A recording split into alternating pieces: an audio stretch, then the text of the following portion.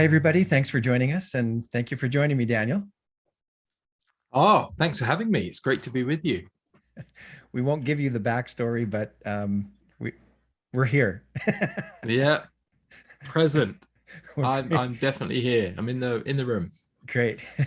And I'm looking forward to having a conversation with you. I will give a bit of a background to this conversation and that way promote something that's coming up. And that is one of the organizations that I work for is called Telecare. And we're doing an event on October 28th. And Daniel's going to be our keynote speaker.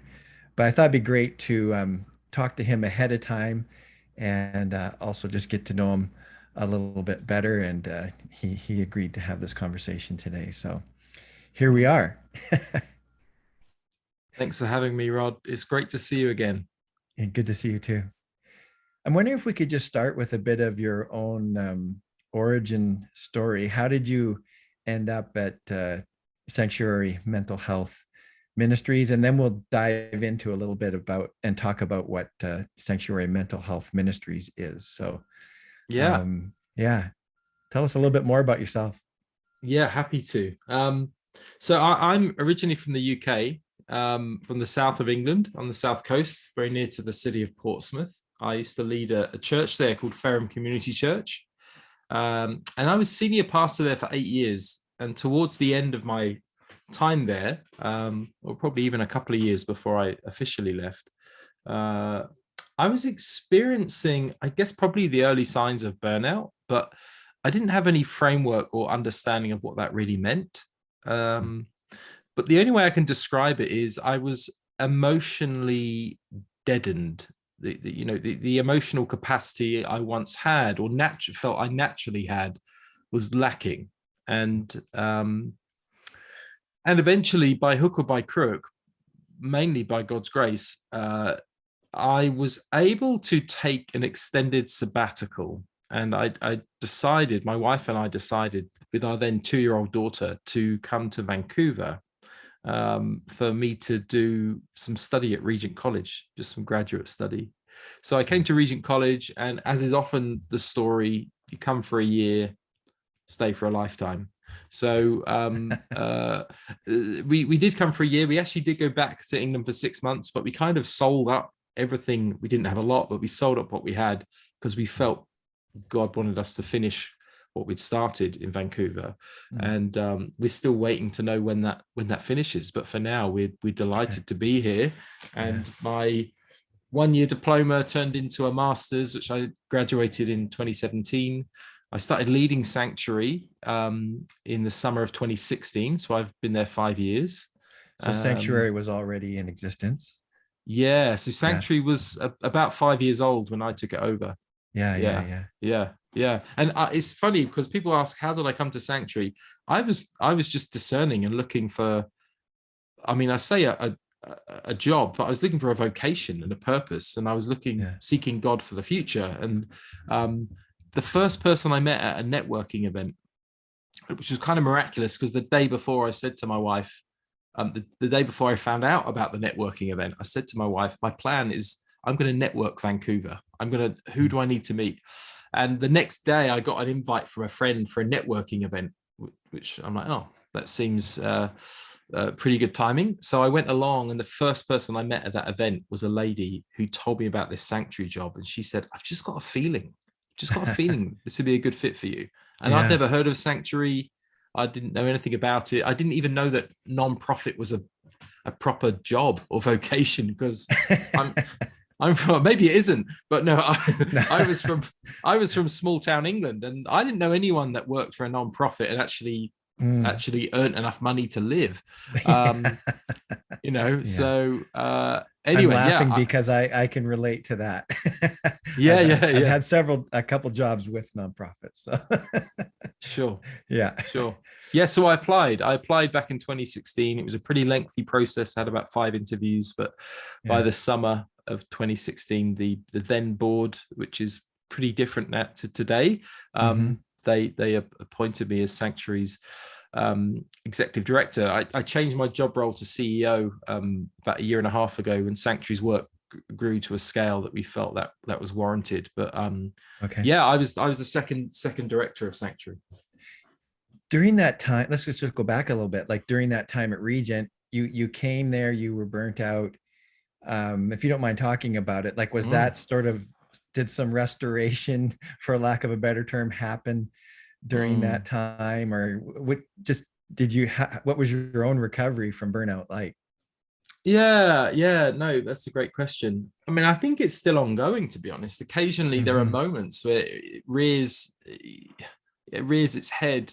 I think God uses it redemptively. It's not something that incapacitates me, but every now and again I'm caught by my own new awareness of my own challenges, or things I need to process. But no, Regent was a real gift, and probably the main reason it was a real gift was when it feels like you're, for me, my experiences of that kind of burnout, mental health languishing, that struggle that I had, which, to be honest, Rod, scarily, I don't think is that uncommon. I think many people live perpetually in this way, For sure. Yeah. but it's hard to, I mean, how do you do that when because you feel trapped? So Mm-hmm. it feels like you're in a little fishbowl, Yeah.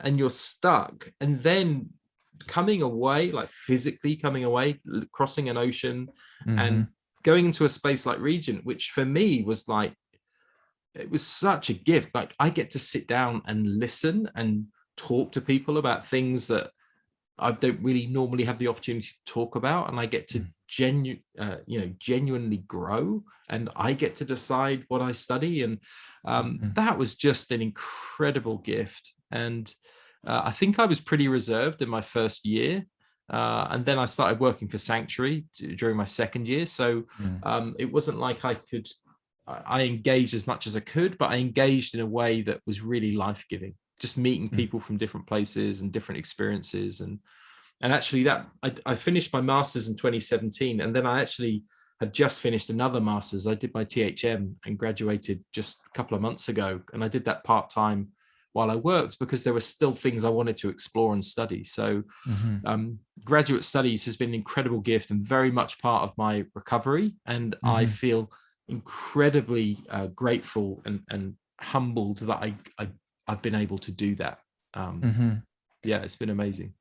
I haven't done it myself. I've been close to taking even just some summer courses at Regent and stuff like that, but Yeah. I've never done it. But I would imagine it's a pretty cool environment, like you say, because you're talking to some people that have some life experience, but at the same time, you're able to have some incredible discussions on topics that you probably have just longed to go deeper on. And Yeah. I know at Regent they have some of the most brilliant people in the world there. Yeah, uh, that's it. You've yeah, got, world leading scholars, and yeah, listen, with the greatest respect to those scholars whom I hugely admire, and many of them are my friends. Scholars yeah, don't know everything about everything, and sure. the scholarly perspective is not the only perspective to listen to when it comes to experiences of the church. Right. However, from my tradition and my background, we didn't Mhm. listen enough to scholars. So Right.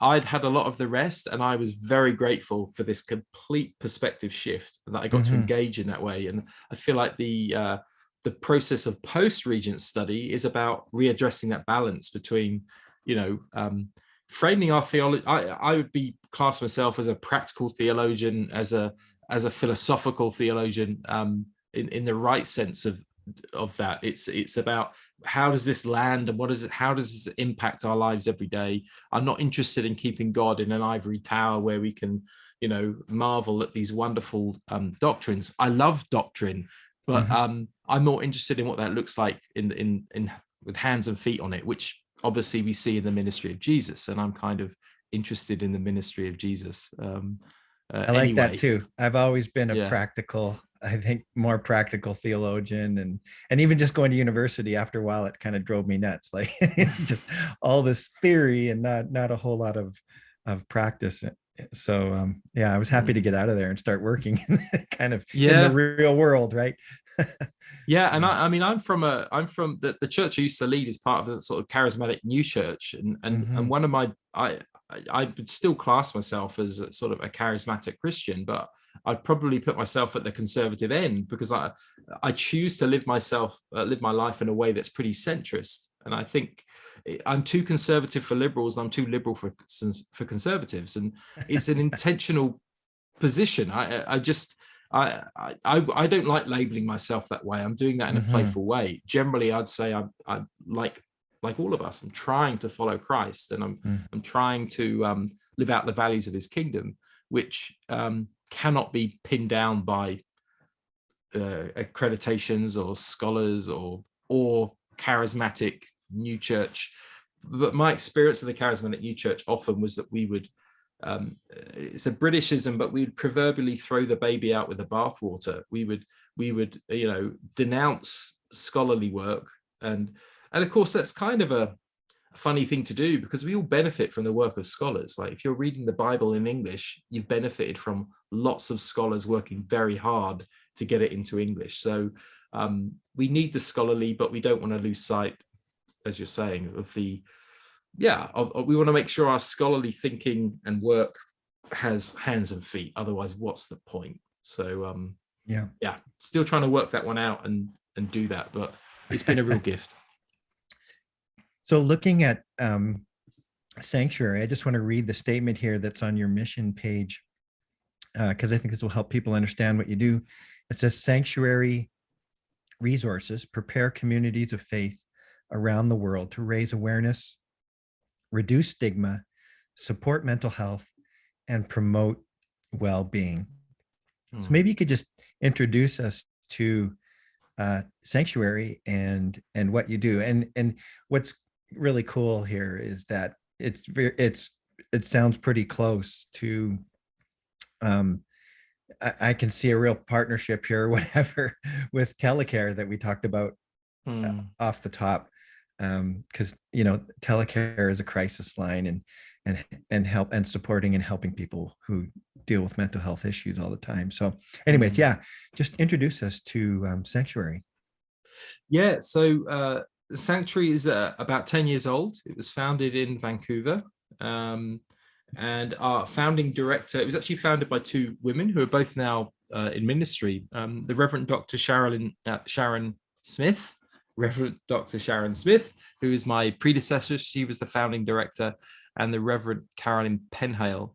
They now both are in full-time vocational pastoral ministry. Sharon's background is really interesting. She's a priest in North Vancouver. But her background is fascinating, because Sharon was an occupational therapist. I think she was an occupational therapist for about 20 years. And then she came to Regent and did a master's. She then, I think, did another master's at VST a bit later on, got ordained in the Anglican Church.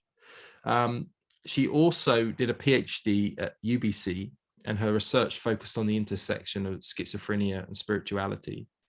So she kind of has this clinical, theological, church research thing going on. And another big part of Sharon's story is that approximately 12 years ago, her husband, Alex, who was also a Regent grad, he died by suicide. Oh, wow. So Sharon brings also the lived experience piece to bear. And I think if you bring that clinical, theological, church, research, lived experience, if you bring those lenses together, you find a different way of holding this subject. And so it was Sharon's ministry, and she's an amazing person, just an incredible human being, that kind of birthed Sanctuary with the help of Carolyn Penhale, who both of them were chaplains at Vancouver Coastal Health at the time.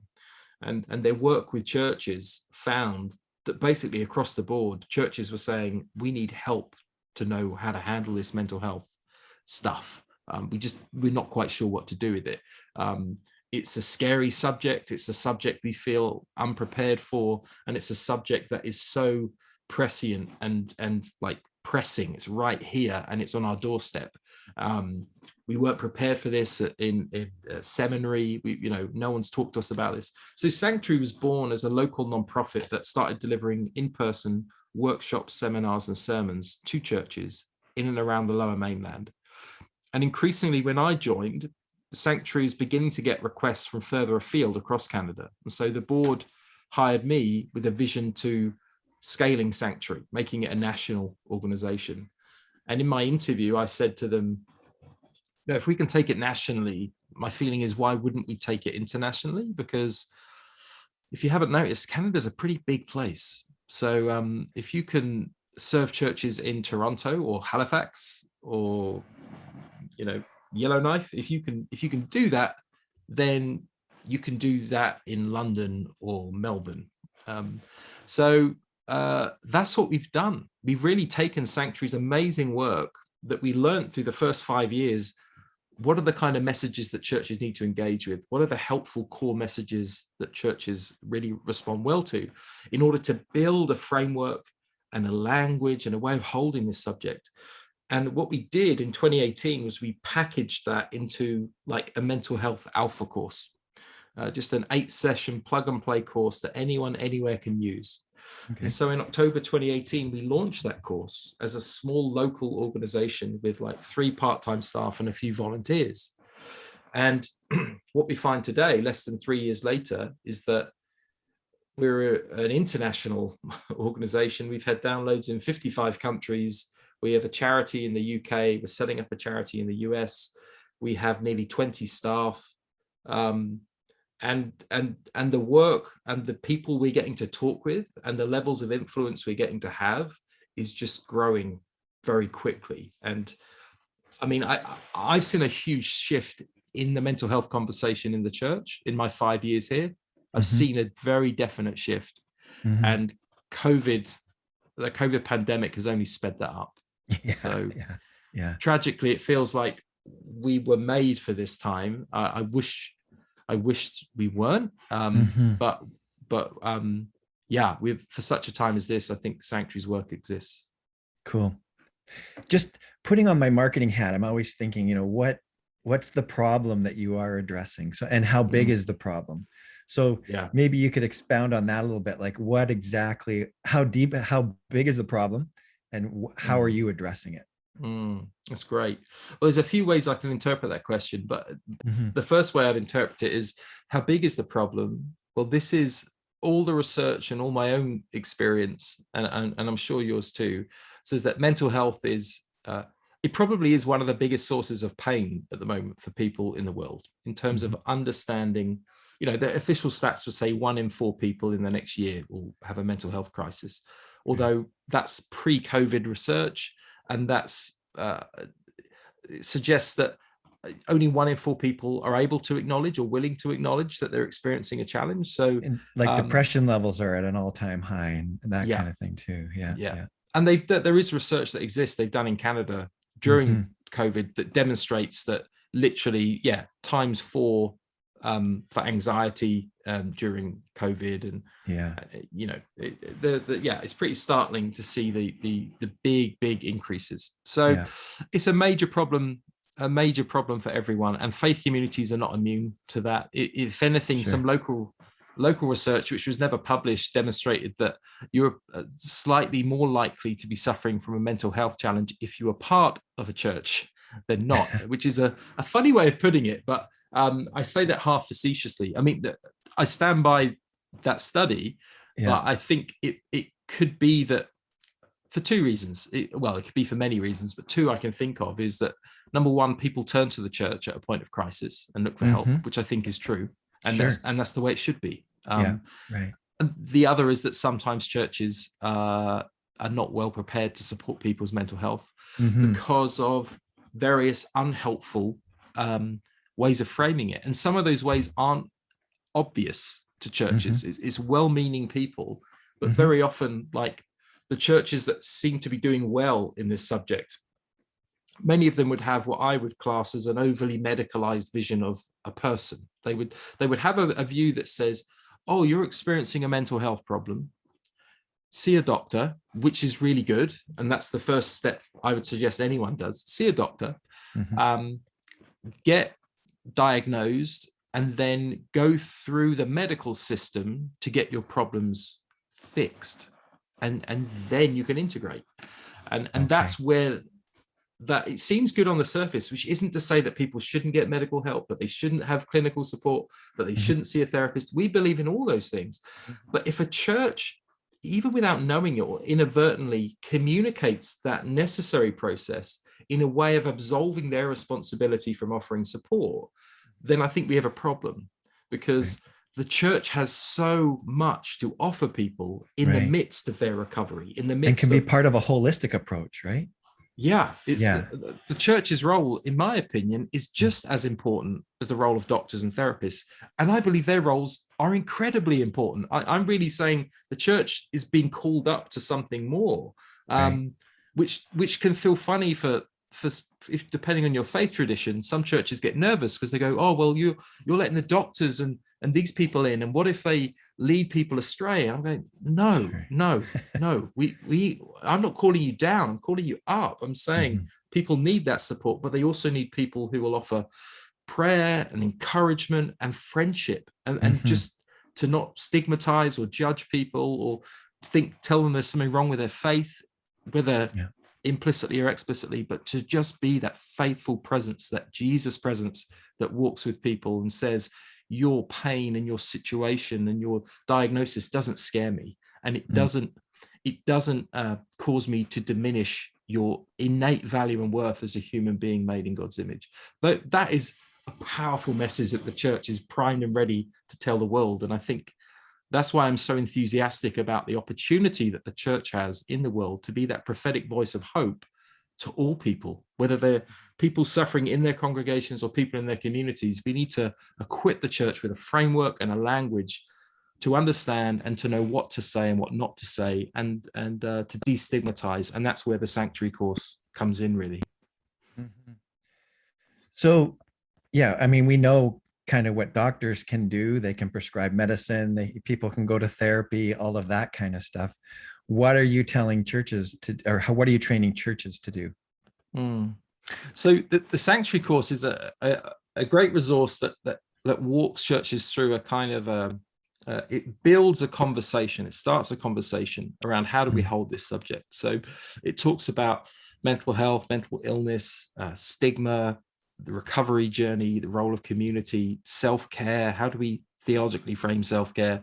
And each of these subjects is looked at from a clinical perspective, like what does the science tell us is going on? It looks at it from a social perspective. What are the messages we're hearing in society that is telling us what's going on? And then it looks at each from a theological perspective. Like, how can we look to the scriptures and our faith tradition, the teachings of Christ, to help us understand what's going on for this person, and what can our response be?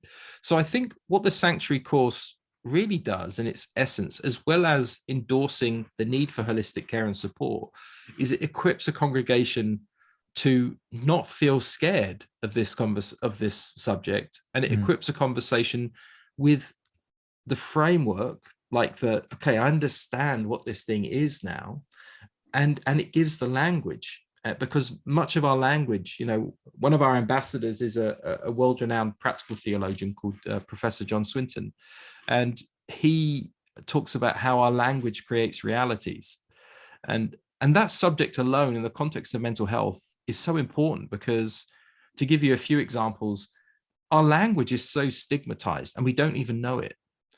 If you think about how we will refer to people as a diagnosis, oh, he's bipolar, or and you think about just in those, in those two words, he's bipolar, you're effectively removing a person's image-bearing status. You don't mean to do it, but you're essentially identifying them as a problem to be fixed because of all the baggage that comes in our culture.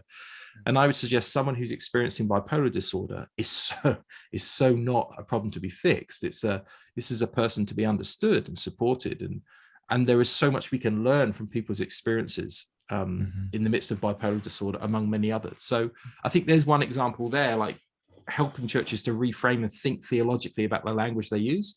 Another example would be in the example of suicide, where, again, culturally, it's perfectly fine for people to talk about, oh, so-and-so committed suicide. And language is so interesting, because you think, where do we use that language? Committed. Generally, someone committed a crime. or someone, you know. So Mm-hmm. again, this language becomes stigmatized, and subconsciously we are attributing unhelpful things to certain human experiences that are not theologically grounded, but they're actually causing pain, and they're causing people's pain to be further compounded for loved ones who supported someone who, let's say, if they died by suicide, they would have seen that. Yeah, and research shows from people who survived suicide attempts that really the subject of suicide is more about the exhaustion that person was experiencing, the exhaustion of living, and in trying to find peace in that moment of desperation and that moment of struggle, they felt that was the only thing they could do. Now, suicide is a difficult subject, but again, it's an example of how the church needs to be equipped to know how to talk about this subject and to take the fear out of it. Because, you know, I have a friend who was a pastor in the UK, and he was experiencing suicidal ideation. He'd had the thought of taking his own life, and when he confessed this to one of the elders said, "Well, welcome to pastoral ministry," as if just diminishing. And I go, and I know the person who said that, and they're a good person. They mean well. But I go, we have a big problem if we think the calling of a pastor requires us to have feelings of suicidal thoughts. We have a big problem with how we're doing this. So I think there's another specific example, but there are many examples how we need to talk about this subject to learn how to talk about it, how not to talk about it, how to frame it, and to understand what the role of the church is and what the role of the church isn't. And if you build that framework, I think that's the starting point from which churches can actually build a ministry, or a mental health ministry, which is innate in everything the church does. It's just this is part of how we understand people, and this is part of how we offer support. I'm having so many thoughts and memories. One of them has to do with when I was working in the downtown east side, and our CEO at the time wrote an article about dropping labels and how labels stigmatize. And I love what you're saying about seeking, kind of seek first to understand, right? It's understand people. But give us some idea, like what might a framework look like? Yeah, like what are you encouraging churches to do? Yeah. So I think one really key thing that one of our sessions picks up on is what we call the mental health continuum, which is really this idea, this way of framing the subject as, very often in our heads, we have this idea that really there's just a line, and at one end is mental illness and at one end is mental health.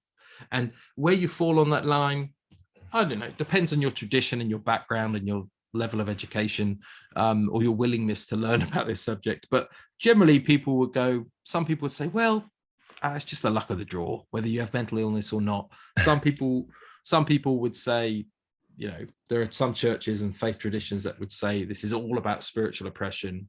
Some would say this is all about medical stuff. We would say it's about so many different things, and we're not really qualified to say, particularly as a layperson, as a friend, you're not really qualified to tell people why they're experiencing this. Yeah. Daniel, do you think it's helpful to realize that we're all on that line somewhere as well? Well, that's the key thing. The key thing is that we would suggest it's not a single line. We would say it's more dynamic than that, and that actually you can experience a mental health challenge and not have a mental illness. And similarly, you can have a diagnosed mental illness and have really good mental health. And the Sanctuary course frames this for us. And the key point, as you've just said, is that every human being who's ever lived and ever will live and who's alive today is somewhere on that continuum. On the continuum, And on that continuum, we're not static. We move up and down it and around it, depending on what's going on in life. And so, all of us have at some point experienced what we would call mental health languishing or mental health surviving, this idea of our mental health struggling. All of us have experienced that, even if it's just for a moment. Like, imagine that moment when you pranged your car, and that your heart sinks, and in that moment, or you're flooded with certain, a bodily reaction which is causing you to feel, worried or anxious. Or that time you got a phone call from someone and they've said something bad's happened to someone you love, and that in that moment we languish. Now, we hope and trust that for many of us, our mental health will eventually get back to a place of flourishing or thriving, not just surviving. And for most people, or I don't know whether most, but for many people, that's what happens over a period of time. The process of grieving, or just because you get back into your rhythms and you adjust your expectations, life is okay. You get the car fixed, the insurance is dealt with, you move on. Some people, for whatever reason, I would suggest for a host of reasons, for a host of holistic reasons, are unable to bounce back as quickly. And often that's an indicator of a mental health challenge, which doesn't mean they have a mental illness, Right. but so the point is, we move around, it's dynamic, it's not one line, and you'd have to do the course to see how we frame it. We frame it in a really simple way that's helpful. But the point is, it's way more dynamic than that, and we can move around it in our lifetimes, in our days, in our weeks, in our seasons. And I have never met a human being that ever planned on having a mental health crisis. I've never met someone who thought, oh, do you know what? When I turn 45, I'm going to have a mental health crisis and get diagnosed with, bipolar disorder or depression or general anxiety disorder. No one plans on that. So really, as an organization, we're trying to raise awareness to let people know, hey, you're all on here, and we need to be prepared and ready to know how to support others and how to support ourselves as and when and if something like this happens. Yeah. It's making me think of a story. It was when I was working on the downtown east side, and I was coming out of the office and we had different locations, and I was coming out of the office, and a guy was coming down the street towards me, and it was first thing in the morning. I'd probably just gotten to work. It was like between 9 and 10 a.m. And this guy was just so drunk. And I felt like God, the spirit, the universe, whatever, said to me, you're just like him. And I kind of thought, what in the world? What in the world? And it quickly dawned on me, like my life, it was a God moment, because I felt like my life sort of passed before my eyes. And it was like, I maybe not, like you say, on the, mentally ill at the moment, but I have had my moments. So that was one thing. And I still have my things, like addicted to whatever, coffee, faith, it comes and goes, but Facebook, social media, whatever.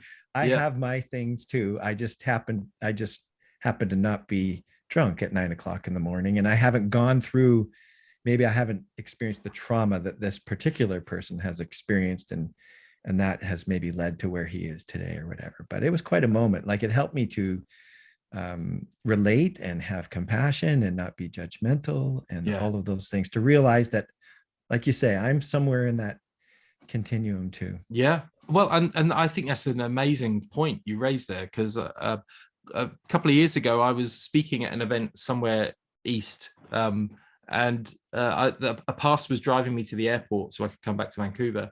And we stopped at the lights, and I'd done like 3 days of workshops with a group of leaders around mental health and faith. And this homeless guy walks in, well, we assume was homeless.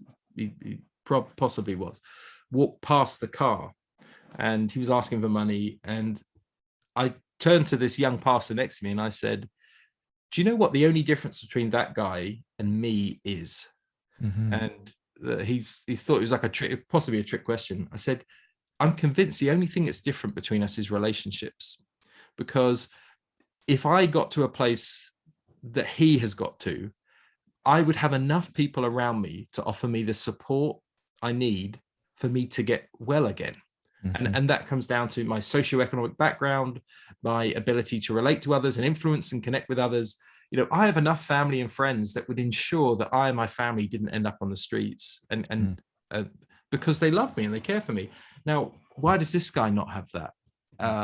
I don't know, but I definitely, that realization that I had a few years before, that relationships are so central to who we are. They're the fundamental way I would frame our personhood, is that we are relational beings made in the image of a relational God, made for relationships, out of the fruit of a relationship, that relationships are central to our sense of well-being, to our value.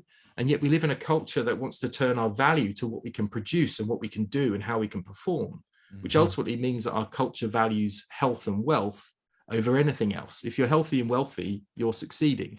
And yet I would suggest biblically that is not what we see. What we see is how connected are we relationally. And when we think about that relational connection, we're talking about God, relationship to God. We're talking about a relationship to others. We're talking about our relationship to self and our relationship to the creation that God's placed us in. So having a relational framework for self is a really important piece. It doesn't feature in the sanctuary course, but this is something I spend my life talking about, reminding people that you are a relational being made for relationships, and to make sure we're connected, whether you have a mental illness or not, but to make sure you're relationally connected and plugged in to others around you is just vital. It's just so important. I love that. And I know that's something that you're really passionate about right now, is talking about that kind of thing. I have another story that I think you'll appreciate. And that's my friend, Jenny Conkin. She has an organization called Hallway House. Do you know Jenny? I think I've met her once before. Yeah. Yeah. She's quite a cool individual, amazing human. And so her parents owned one of these single occupancy hotels in Vancouver. And I'll try to keep the story short, someone passed away in the building and no one found this person for like 2 weeks. And she just got fed up and just said, that's not going to happen again. So she started a coffee night. She started a games night. Oh, coffee. No, started offering coffee and a little bit of food in the morning, and basically got people out of their rooms and created community. And the stories were amazing, just with a little bit of just by creating a little bit of community. One of my favorite stories was this gal shows up one day looking for this particular guy, and Jenny knows who this guy is, and she says, by the way, who are you? And she said, well, I'm his bartender, and he hasn't been showing up at the bar. And he was a crotchety old guy, but he had kind of taken over the coffee deal, and it had become his thing. And so that actually, without maybe even him even thinking about it, had kept him out of the bar, because he started experiencing some community, had some responsibility. And it's one of my favorite stories of all time, really. That's just having to do with community. It just shows the power of community. And again, having worked on the downtown east side, I know that isolation, and even struggling with my own addictions and stuff, I know that connection is the main thing. Absolutely. That helps. Yeah. Addictions are ways that we soothe our pain. And there are some things that people are addicted to that we actually reward as a society. Like if you're addicted to fame or money or power, we'll just say, well, this guy or this lady we really admire them. Let's give them lots of awards. But they're actually feeding an addiction. And we're feeding that addiction, and yet someone can be addicted to something that's more socially unacceptable, like methadone or a drug or an opioid or something, and we go, oh well, and we have a different narrative for those people.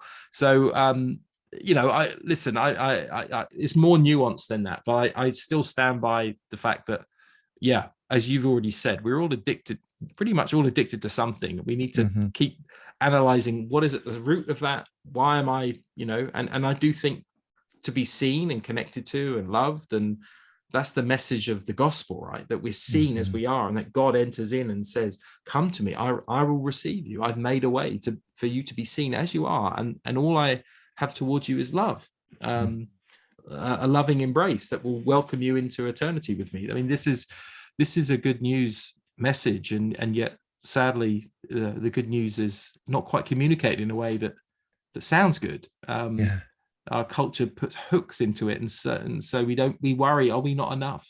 It's that Genesis, in the Genesis narrative, did God really say? Are you sure? Is that so? It's these are the things that cause us to doubt our enoughness, and then when we have that pain and we try to soothe it, we look for quick fixes and addictions, whether that be money, fame, pornography, drugs, alcohol. We look to find that somewhere. So I think if you see someone who lives with an addiction, you should see someone who's in pain and looking to try and soothe that pain, and we should have more empathy. I also think isolation is really interesting because of COVID. I think of again, I mentioned John Swinton earlier, but he told a little story that when COVID first hit, like many of us, he was doing his like 1 hour a day walk. And he just was like, every morning I'd go out for a walk. And after the 5th or 6th day of going for a walk, every day he saw this lady, this elderly lady, standing on her porch drinking a cup of tea. And he lives in Aberdeen in Scotland. And on the 5th or 6th time, he just started talking to her, and he said, "Oh, are you okay? Do you need anything, or have you got everything that you need in this pandemic, in this lockdown?" And she laughed and said, "People are complaining about lockdown, like they're disconnected from people." She said, "I have never been more connected or more seen since COVID began, because now I get 10 or 12 people a day stopping and asking me what you've asked me. Are you okay? Do you need help? Do you need anything?" Wow. And she said, before COVID, no one stopped and talked to me. Yeah. I live on my own. I don't see anyone. Yeah. And so it was interesting. And John was sharing this story as a way, it just confronted him, going like, oh yeah, what has our society become when we don't even take the time to ask an elderly person who lives alone if they're okay? And it takes something like a pandemic to cause us to do that. So right. yeah, and again, I think the gospel or the church is meant to be the remedy to social isolation. It's meant to be the community in which all people come together, irrespective of background or cultural background or socioeconomic background, and we come and we're level and we're together, and that's meant to be the remedy for isolation. What more can people do? Like, I'm thinking, and this, we can close with this, is like, I'm thinking of people, maybe someone who's listening right now and just saying, oh, that sounds great, but I don't feel seen or heard by others. I don't feel seen or heard by my church. I don't feel seen or heard by God.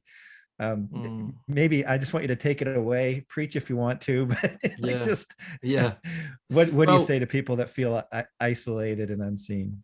Well, I think if someone, we talk about those 4 relationships: God, self, others, and creation. If you don't feel seen or heard by God, I'd recommend you read the Psalms, because 40% of the Psalms are Psalms of lament. 40% of the Psalms are people saying, "God, why have you abandoned me? Where are you? This is not the plan. This is not how it's meant to be," and not just in a kind of pious Sunday morning way, but in a brutally raw. A real way. So I go, the worship book of the Bible, inspired by God and His Spirit, I think communicates the depths and the struggles that we face as human beings. So I think that's important. And very often the narratives we implicitly hear in faith communities, not because people are bad, people are doing the best they can. I'm not out to bash the church at all. I love the church. I'm very much a part of it and committed to it. But very often, subtly, we miscommunicate the reality that the gospel is the good news is for all people. And even in the midst of crisis, there is this narrative that God is somehow mysteriously present and faithful in the midst of that. And He better be. Like, we can complain about it, but if He's not, what hope do we have then? We have nothing. Right.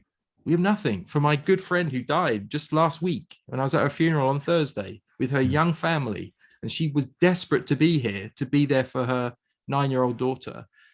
But when I was with her just before she died, praying with her, leading her soul to God, I have to say, God has to be present in that situation. He has to be. So I think we need to relook at the narrative, relook at Scripture, because I think you'll find people that can relate, feeling isolated and alone. So in terms of God, I think maybe looking at Scripture differently, maybe looking at some different traditions. We can look to other cultures that frame Scripture differently. We can look to our past. Historically, the church has framed it. I think relating to others, I think, the dream for Sanctuary, the long-term dream, is that we're going to make it much easier for people to connect with others. And there are all kinds of things we're planning to do that. But for now, if you can get the Sanctuary course and you can go to your church or your small group and say, hey, do you want to run this? It will create a great opportunity for people, not just for yourself, but for other people, because I guarantee other people in your small group, in your church, are experiencing similar things. They just maybe not talking about it, but it will give a great chance to talk about it and to find those connection points and empathy. As for a relationship to self, I think, self-care is often framed as a selfish practice, and it's not. It's actually good stewardship of what the good gift that God has given this world, which is you. So to listen to your body, to listen to your needs, and to intentionally cultivate rhythms of care for yourself is really important. And even if I haven't convinced you with that reason, it's actually the teachings of Jesus. When Jesus was asked, what's the greatest commandment? And he says, love God, love neighbor, and love self. To love neighbor as self is to love self. So practicing self-care needs to be reframed as distinctly Christian and godly vocation. And then as for creation, I would suggest get into creation and somehow get into your body in it, even if that's going for a walk by the sea, in the forest, but to notice the details and to get into creation and to get off screens is just a vital part of well-being. So there's a few little clues there. I could say more, but there's a few things for people to get them started. Fantastic. Well, hopefully we've left people leaving with a desire for a little bit more.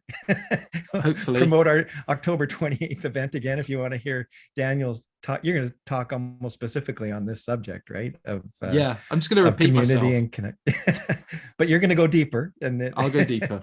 It'll be good. There will be some nuggets that you haven't shared today that they will hear on the Absolutely. 28th. So yeah, this is awesome. And interestingly enough, the little church that I go to, we just did in the spring online over Zoom because we couldn't meet in our home groups. We did a thing on self-care. And anyways, I'm going to talk to them. I'm going to at least introduce them to this course. And this would be a great fit, or maybe even a good next step for us. And I hope that other people will check it out as well. And what is the best way for people to find out more about you and find out more about Sanctuary? Yeah, if people go to our website, it's sanctuarymentalhealth.org. You'll be pleased to see that all of our resources are free. They're all freely available. And there's quite a few resources on there. So there's podcasts, there's blogs, there's the Sanctuary course. There's another little 4-week course we created on faith, grief, and COVID-19, exploring experiences of loss at this time. There's even a few other resources you'll find on our website, but it's all free. You can find it on our website, or just Google Sanctuary Mental Health and you'll find our website. And please spread the word, share it with others. It's there, and we're here to serve the church.